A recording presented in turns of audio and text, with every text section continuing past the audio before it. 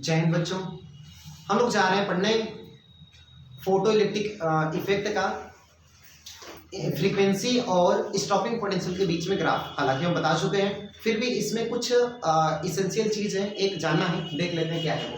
देखिए तो graph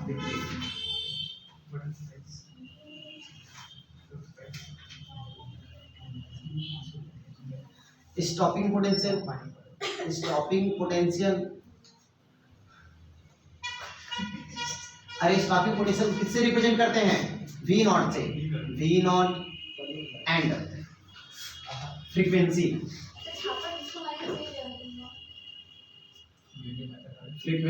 new. अब सुनिए बेटा, शांत रहें, इधर देखें। हम लोग को पता है, अगर हम कहते हैं ये जो है फ्रीक्वेंसी है, फ्रीक्वेंसी लाइन है, और ये जो है स्टॉपिंग पोटेंशियल वी नॉट है, तो आप सबको पता है कि अगर फ्रीक्वेंसी जीरो है इंसिडेंट लाइट की, तो स्टॉपिंग पोटेंशियल भी जीरो होगी। अगर फ्रीक्वेंसी को और बढ़ाएंगे तो स्टॉपिंग पोटेंशियल जीरो ही रहेगा। फ्रीक्वेंसी को और बढ़ाएंगे तब भी स्टॉपिंग पोटेंशियल जीरो होगा। फ्रीक्वेंसी को क्यों स्टॉपिंग पोटेंशियल जीरो है? क्योंकि फोटोइलेक्ट्रॉन निकला ही नहीं, तो रोके क्यों? एक समय फ्रीक्वेंसी को बढ़ाते बढ़ाते ऐसा है कि थ्रेशोल्ड फ्रीक्वेंसी होगी, उसी पर फोटो इलेक्ट्रॉन निकलते हैं सरफेस से। लेकिन थ्रेशोल्ड फ्रीक्वेंसी पर जो लाइट आती है उससे फोटॉन बस सरफेस से बाहर आते हैं, क्योंकि वो वर्क फंक्शन के बराबर होता है, लेकिन उसके पास कोई काइनेटिक एनर्जी नहीं होती, तो उसको रोकेंगे अभी भी नहीं। अब लेकिन थ्रेशोल्ड फ्रीक्वेंसी से और आगे बढ़ाएंगे तो स्टॉपिंग पोटेंशियल भी बढ़ता है। तो मैंने आपको ये ग्राफ प्लॉट करके दिखाया था कि ऐसे बढ़ेगा। सही कहा? मिला था ना ये लाइन? ये लाइन मिला था ना? कि देखिए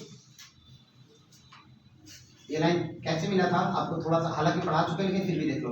अगर थोड़ा सा हम फ्रीक्वेंसी को बढ़ाएंगे तो थोड़ा सा स्टॉपिंग पोटेंशियल मिलेगा,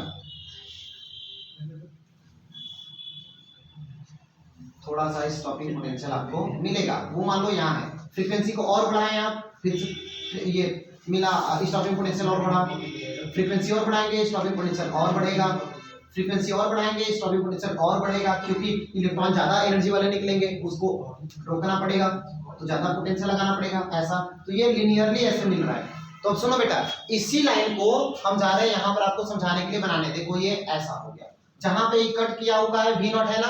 अब जरा मुझे बताना, हम लोग को एक आइंस्टीन का फोटो इलेक्ट्रिक इक्वेशन हमने पढ़ाया है, और वो फोटो इलेक्ट्रिक इक्वेशन क्या था बेटा?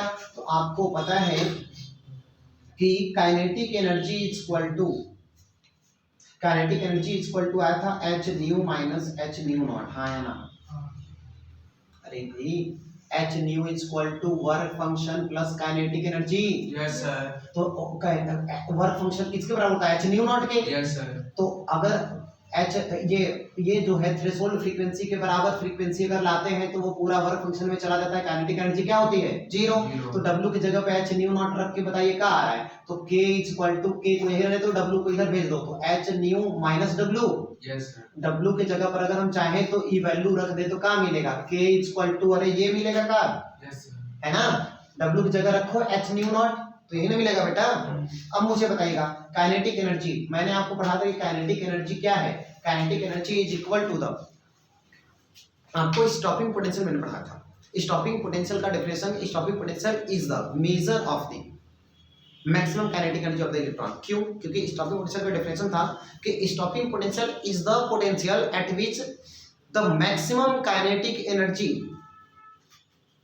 Of the electron, stopping potential is the potential at which the electron also retarded with the maximum kinetic energy। maximum kinetic energy वाले इलेक्ट्रॉन भी रिटार्ड हो जाते हैं, प्लेट ए पर नहीं पहुंचते। तो क्या कर सकते हैं कि जितना ज्यादा इलेक्ट्रॉन का एनर्जी होगी प्लेट ए पर पहुंचना चाहेगा, वो पोटेंशियल उतना ही ज्यादा रोकेगा। बढ़े ना? तो इसलिए जैसे जैसे इलेक्ट्रॉन की एनर्जी बढ़ रही है, फोटो इलेक्ट्रॉन की एनर्जी बढ़ रही है, वैसे वैसे में पोटेंशियल, स्टॉपिंग पोटेंशियल को भी बढ़ाना पड़ेगा, जिससे कि इलेक्ट्रॉन प्लेट पर न पहुंचने पाए। सही है क्या? Yes sir. तो इसलिए स्टॉपिंग पोटेंशियल को हम कह सकते हैं कि दस stopping potential is the measure of the kinetic maximum kinetic energy of the electron. आया ना? यस। ठीक है, तो kinetic energy equal to stopping potential V naught. लेकिन सुनना, ई वी नॉट क्यों? अरे वी नॉट किस में मेजर कर रहे हैं आप लोग? वैसे वोल्ट होता है, लेकिन उसको हम लोग इलेक्ट्रॉन वोल्ट में मेजर कर रहे हैं, छोटी क्वांटिटी में ना, क्योंकि करंट इतना बहुत ज्यादा भी निकल नहीं रहा है लाइट्स के आने की वजह से, इसलिए उसको इलेक्ट्रॉन वोल्ट में लाते हैं। तो सुनो, 1 इलेक्ट्रॉन वोल्ट क्या है?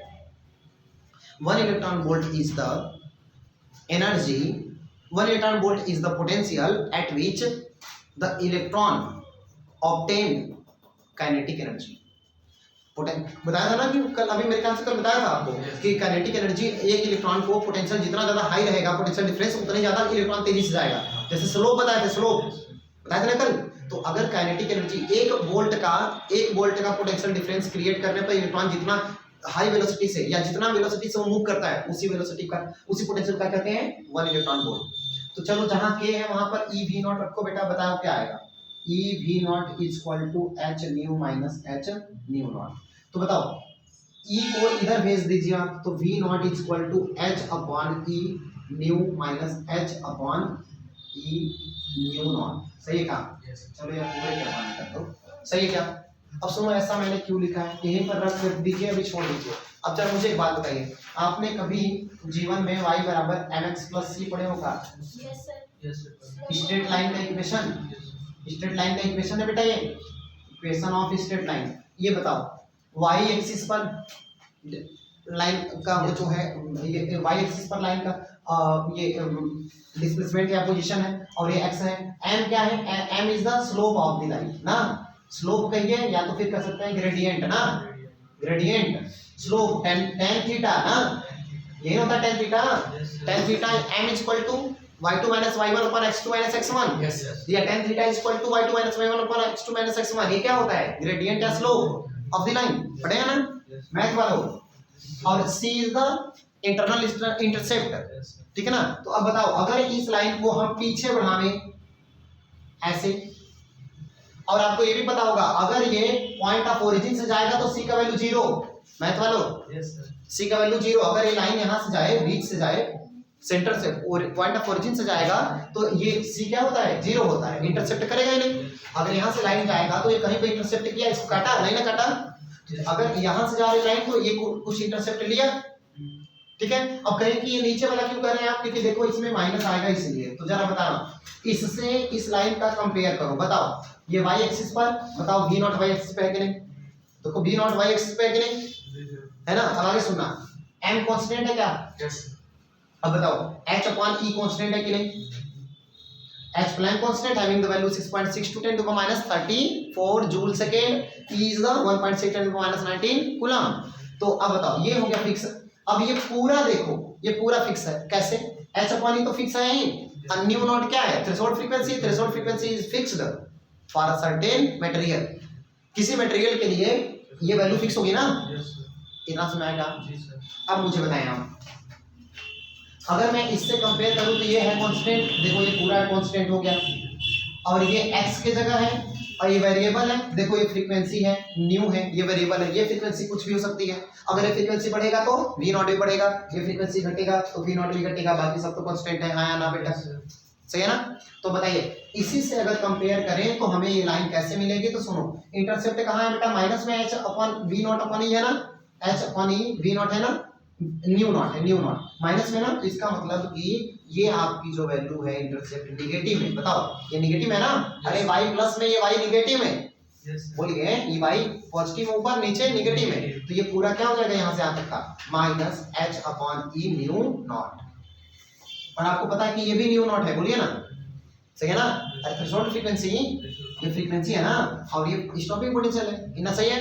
एक बात बताइए, इस लाइन का स्लोप क्या होगा? इस लाइन का स्लोप क्या होगा? ये अगर थीटा हो तो, अरे tan theta is equal to, जरा इससे कंपेयर करके बताओ tan थीटा का वैल्यू कितना है, बोलिए, कंपेयर करिए। m की जगह पर क्या है यहाँ पर? h upon e। ये हो गया आपका graph between the stopping potential v not और फ्रीक्वेंसी न्यू के बीच में ये ग्राफ है, ये लाइन है। समझ में? हो सकता है, ऐसा हो सकता है कि आपके बुक में इसके वर्क फंक्शन की जगह पर फाई लिखा हो, फाई, ठीक है ना, या फाई नॉट लिखा हो, तो आप डाउट नहीं करें, क्योंकि मैं आपको पहले ही बता दिया था कि बेटा वर्क फंक्शन को चाहे w से दिखाओ चाहे फाई से दिखाओ, डजंट मैटर। बताया कि नहीं? तो कोई बात नहीं, हमारा लिखो यहाँ पर w, हम बढ़िया, बहुत बढ़िया, एकदम यहाँ पर। ये आपका फोटो, ये dual nature of radiation and matter chapter complete. Okay, चलिए, जय हिंद।